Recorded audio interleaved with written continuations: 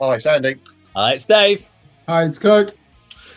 Okay, so today's video, we're going back to Japan. We're going to go check out some more Japanese music. It's not Love Bites, although their new album comes out in March 2023, so I can't wait for us to do an album review on that one. I'm sure we'll do that on the channel. But today, it's a band we have referenced a couple of times, or I've referenced. And I don't know if you guys have come across or actually had a chance to listen to them. It's a band called Maid. And this is their latest video that's come out. It's an instrumental. But I thought it'd be quite a good example for us to go and kind of check out of the band and see what you guys think about them. Maid, it's a difficult one to kind of categorize what genre they fall into. I would class them as hard rock.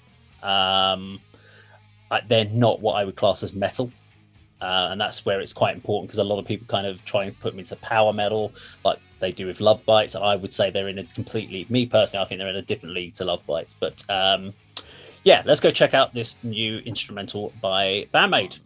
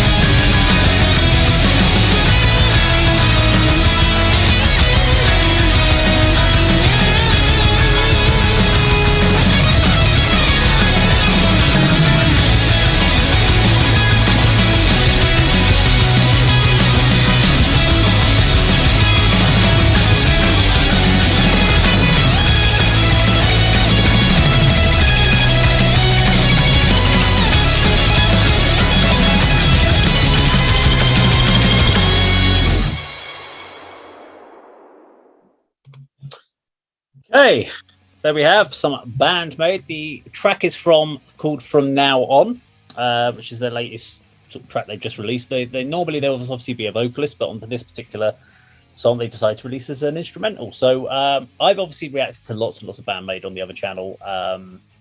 So I have a slightly unfair advantage on this. And so I'm going to let this go to Kirk. First of all, feedback on this. From now on, I will probably listen to this music. Not exactly blown away by it. Hard to categorize, isn't it? And depending what mood I'm in, for instrumental music, my go-to band is probably going to be Animals as Leaders, that jazz fusion, djenty, progressive metal. But there's days when I'm not in the mood for that, and I would definitely put that on in its place. Type of music you can have on in the background while you're writing or editing a video, and every 45 seconds you might think, wow, listen to that drum fill, or wow, that's an incredible pitch bend. The guitars were strange for me. I wouldn't say there was any conventional shredding in it, but there was a lot of innovation. Were there two guitarists or one? So there's two. So there's Konami, who is the lead guitarist mainly, and there's Poe, or the Pigeon, as she gets affectionately referred to, who plays rhythm. Now, she never started as a guitarist in the band. She was the main character in the band and vocalist, but she's also not the main vocalist as well. It's kind of an interesting one. They built kind of the band around her, and she learnt guitar. So in the very first video they ever put out, which was called Thrill, she had a guitar in her hand but couldn't play. So she was just kind of sitting there dancing with it with kind of the occasional strum. So she had to learn to play to perform, and she does play live, but she just basically just does chords. So I question this one. I know she's in it in the video, but I don't see any relevance if you're doing this instrumental showcasing. She didn't really need to be in the video because she's just kind of just doing the occasional chords, holding the background. So it didn't really add anything to me for her being in the video. But yeah, there is two guitarists. Because I know you'd say it's more hard rock than metal. I would say, yeah. It's on the cusp of both, but I'm not saying she sounds anything like him, but Jeff Beck does something similar on his fretboard. He just doesn't play anything conventional. And I appreciate what she was trying to do, probably trying a bit too hard to write something that would just completely challenge your expectations of what you can do, shredding a guitar fretboard. The riffs had some good melody in them. I thought the rhythms could have been a bit better. I wanted something sharper. To me, the standout performer is the drummer. Sensational. Love the production on the drums as well. Really crisp, aren't they? Like when she's playing those rack toms as well, and the double kicks and the snare. And understandably, in that instrumental, I think they must have let her have at least 4 drum fills in there. Why not? Dave, let's ask you, as a drummer, when the musician said, "Can we have a drum fill here?" Is that music to your ears? Not for me personally. I hate that. I don't want to do a drum fill. That's just one more opportunity for me to fuck up, to be honest. Right. I think that drummer but yeah, she. If you watch her perform live, she always has the biggest smile on her face. She loves just being behind the drum kit, and she absolutely just rocks out, has great fun, does amazing fills, drum solos, the lot. She's one of the best drummers I've seen within the rock category, just because she can do it so effortlessly. So I wonder what they sound like with vocals. I might not be as impressed when they have vocals in. Maybe we need to do another video. But Andy, what did you think? It's interesting that David said that this was an instrumental track, because from the intro to the video and the session here, I thought you were telling us that they were an instrumental hard rock band, which is good, because I can't see how you can make a career and playing and selling that if that's all you do. Because to me, that sounded like a 4-minute middle section instrumental part of a epic 9-10 minute hard rock song by one of the big bands. That's I was sort of imagining in my head what the preceding sort of vocal first chord would have sounded like, and then it's gonna they move on to it and finish off the song. You know why they're called Band Maid, obviously. Or maybe the image suits, that is taken from the name, but the bassist didn't get the memo because she wasn't dressed as a maid. Was there 2 guitarists? I thought it was a strange question from you, Kirk. I thought there was only one. And then David said that the rhythm guitarist was there somewhere in the background, but perhaps unnecessarily. But I didn't spot her. Perhaps I was. Yeah, they didn't focus on her very much. She was the one with the pig. Something else. She had the pigtail. She was probably the one that had the more traditional maid outfit look. Oh, okay. So everyone, when you look at the band when they first started out, they almost all had the same Maid outfits. So for the very, very first album, they were almost all wearing the traditional Maid outfit. And then when the second album came out, they all got to change their look and adjust it. So Miku, who's the bass player, she went for the longer gown, the black goth. She's she's a very dark character in her look. And so they all have a very different Maid style that they go for. Yeah, I agree with you, Cody. That particular track, perhaps the usual stuff with the vocals and the lyrics is going to be sort of different to listen to, but that would make good background music if you're doing something else. It was okay. I like the visuals of the video. It's out, one of my sort of favourite styles, all standing around in a circle in like a big rehearsal room, sort of lowly lit, focusing on individual members at various points.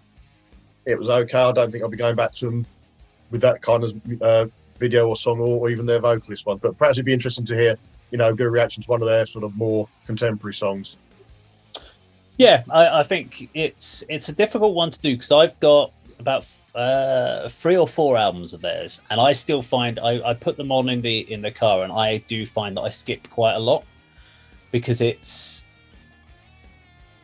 good Japanese hard rock. I don't think it translates as well into European countries. Now, I know there are a lot of big European fans, and they have a lot of massive dedicated Maid followers. They've sold out their American tour when they booked went over there to play, and when they play Europe as well. So they don't have a problem selling out venues and 3, 4, 5,000 seat venues. So they don't have an issue doing anything like that. But I found it wasn't, if you're looking for the American rock style of music, it doesn't naturally transfer over. They've done a lot of music videos where they have supported like anime TV shows and stuff like that. So a lot of that is that real fast, frantic sort of playing that's going on. And I it does work, but I think it's one of those ones that I listen to them in short stints. A song here, a song there. I haven't been able to actually sit down and listen to a whole album from start to finish with them. I find it's just too much going on, too much for me to try and break down and work on. I can't just get into it and lock into that groove. But I do get really impressed. Now, the one I was going to suggest that from an instrumental point, Onset, which is another one of their instrumentals, is their bass, because they actually have a great playoff where each instrument takes its own solo. So you have the guitarist does one, and the bass goes into the full run on it. Drum gets a full drum breakdown. But as this was obviously just one came out, but it was more relevant for us to do the more latest release. And then what that does is they do them live to allow the vocalist to go and take a break. So they have these instrumental sections so that the instrumentalist can go off, have some fun, while the vocalists get a bit of a breather for 3 or 4 minutes before they come back on stage and start the next song. So because they actually play roughly 1.5 to 2 hour sets when they tour. So I think they've actually played up to 3 hours before, which is not a lot of bands will do, but they'll go on a whole tour and do 2.5 to 3 hour sets each night. I think the lead guitar player has definitely studied classical music. Did you hear the neoclassical guitar parts, when it reached that climax and the drums speed up and they're following everything, which to me was the most impressive part. Just before we wrap this up though, can I just ask can we address the elephant in the room here? So in Japan, is this marketed with sex appeal? No. It's not, right? Okay, No. Because what I struggle with music like this is almost a guilt, because we believe in metal that it's all about integrity, there are no gimmicks. And then I watch a video and I see these beautiful women playing their instruments, and they're Japanese and they look incredibly young. So I don't even know if they're 16. So that makes me feel even more guilty. I just don't know. Why do we not produce artists like this in Britain? It just would never be a thing here, would it? No, there is definitely a culture, and because they have Maid cafes, and the rhythm guitarist stroke singer worked in a Maid cafe. And it was because of that, when they were trying to come up with a concept for the next band, she was like, well, I've got the Maid uniform, might as well. And they kind of went down that route. And because it was the Maid Cafe is a big cultural thing in there. Now, there are an element of that which is sexual within the culture. I don't think they play to that fact. But then we had the same problem. I had the same problem when you look at... so on Facebook, for instance, I'm part of a lot of these female-fronted metal groups. And people just love to post pictures. I don't understand why you've got people like Kiki Wong from Vigil of War. You've got Lena Scissorhands from, Infected and Rain. every picture is then basically, they might as well have just been pulled out of a porno mag. And you're like, but how does that give you the integrity of metal when all you're doing as a singer is you're selling it on the sex appeal? Because I never listened to Infected Rain for ages, because every time I saw it, it was just the two singers being sold on basically crotch shots and having their cleavage shoved in your face. And I was like, well, there's nothing about the actual rest of the band. It was just about these two singers, and they were pushing it on you because of sex appeal. Is that a bad thing though? Because for pop music, you expect that, like Katy Perry, what's it called, California Girls. Yeah, I remember seeing that. I was like, oh, this is interesting, purely from a visual point of view as a heterosexual male. And I just wonder if we're too earnest when it comes to metal and we dismiss this. I mean, surely sex appeal is not a bad thing, but it can be shallow. I think that's what you're saying. And I think it's shallow. Because, for instance, if you look to something like Tarja from Nightwish, never had to go down that route. She looked glamorous. And the lady from Within Temptation, again, looks glamorous, but she's not going slutty in her underwear to try and push the band.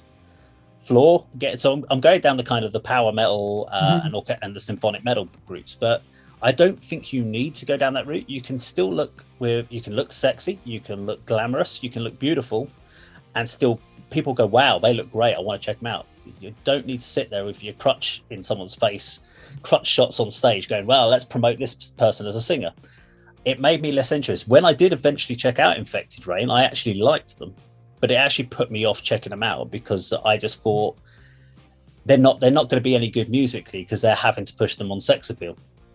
And that's what made me go away from the band, was because of that element. So I don't know, maybe that's a conversation for a different day, but just one more then, Andy, just before we wrap up. So you and I, we do like our extreme metal, don't we? So continuing what I was just talking about on imagery, if a band looks like Napalm Death or Entombed, I'm all over it.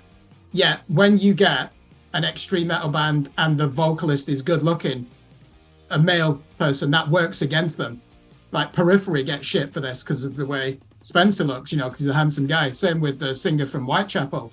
And it's almost as if, we're not going to take this seriously because he's got gleaming white teeth and a handsome smile. It's like, have you listened to the music? This is fucking insane music. And with women, I think we do expect front women to be stunning. Obviously, Ginger being a good example of that, Arch Enemy. I think it'd be very difficult in metal if you were a great female singer and you were morbidly obese and weren't really pleasing on the eye. Whereas with men, I'm the same. It's like, give me 4 ugly guys that look like Slayer and I'll just listen to that for the rest of my life. Well, what are your thoughts on that, Andy? I kind of agree with what David was saying. The likes of Tarja and Floor Jansen and Sharon from Within Temptation, they are very attractive women, but they're not using sex appeal to sell the band. I mean, we go back to when I was growing up. Kerrang used to be filled with sort of pin-ups of Doro Pesch and Lisa Dominique. Now I've no idea what Lisa Dominique sounded like. I can't imagine it being particularly heavy because just sexy woman in a bra basically and tight jeans. I've heard a bit of Warlock and a bit of Doro Pesch. Yeah, she's a good vocalist, but again, there's the sex appeal element there. I'm surprised you say, the band you mentioned, Periphery, they get sort of stick because the front man's got nice teeth and looks quite handsome. That's a strange concept. They don't all need to be 4 ugly blokes, as you term it, but you could have this conversation about any sort of area of entertainment, really, couldn't you? Yeah. To some degree? And maybe we should sort of take it forward as a topic for the future. But interesting. Well, there we go. That was Maid, and from now on. Now, if you like this video, please do subscribe, click the bell icon, like and share, and we'll see you on another video sometime very soon. Take care.